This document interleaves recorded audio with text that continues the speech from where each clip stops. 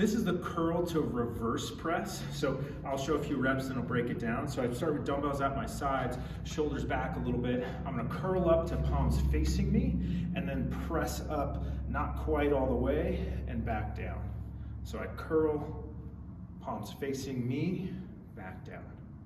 So what we have going on here is that first we're getting a little upper body, a little bicep work, also a little core and shoulder stability, because as I curl up, I don't want to lean back. So I want to engage here, engage the glutes, shoulders. I also, as I curl, don't want to do this, but I want to stay nice and engaged through the shoulders.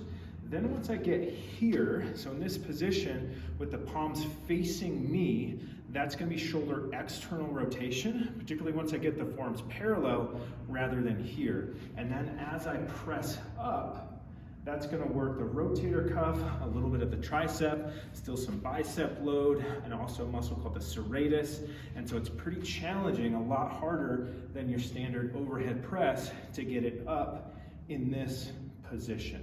So that's going to fatigue you pretty quick. It works almost all the muscles of the upper body.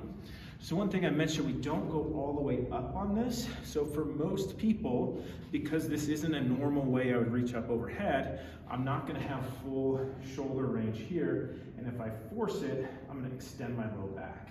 So really I want to go as high as I can, keeping the forearms parallel and not leaning back. So for me, that's going to be right about there. If I go up higher, I'm going to start to lean, or I'm going to start to kick the elbows out.